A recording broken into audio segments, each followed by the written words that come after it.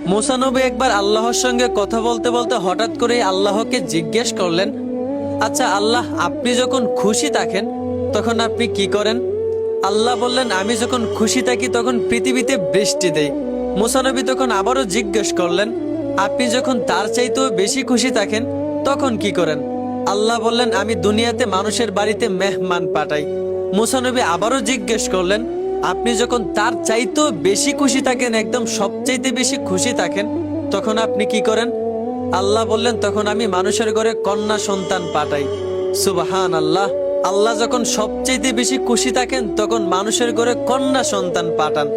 চিন্তা করেন আল্লাহ নারীদেরকে কতটা সম্মান দিয়ে দুনিয়াতে পাঠাইছেন। কিন্তু বড্ড আফসোস যে আল্লাহ নারীদেরকে এত সম্মান, এত দাম, এত ইজ্জত, এত মায়া করে দুনিয়াতে পাঠাইছেন, সেই নারীরাই আজ রাস্তাঘাটে বেপরদায় চলে তাদের ইজ্জত নিলামে তুলে দিচ্ছে।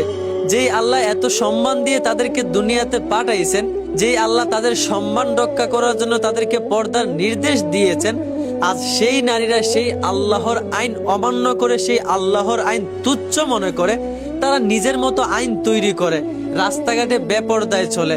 নারী পুরুষ সমান অধিকার চেয়ে রাস্তাঘাটে খোলামেলা চলে। এই জন্যই হয়তোবা হাদিসে বলা হয়েছে যে জাহান্নামে বেশিরভাগটাই নারী থাকবে।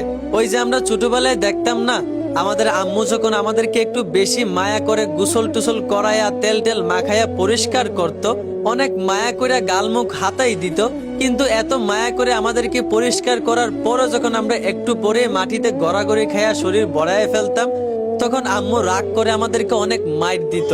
এত মায়া করে তোর পরিষ্কার করলাম, শেষে কিনা তুই এই মূল্য দিলি। ঠিক তেমনি আল্লাহ নারীদেরকে এত মায়া করে, এত সম্মান করে দুনিয়াতে পাঠাইছেন, আর সেই নারীরাই আজ আল্লাহর আইন অমান্য মনে করে, তুচ্ছ মনে করে তারা নিজের মতো আইন তৈরি করে রাস্তাঘাটে বেপরদায় চলে। তো তাদের শাস্তি তো বেশি হবে, এটা স্বাভাবিক।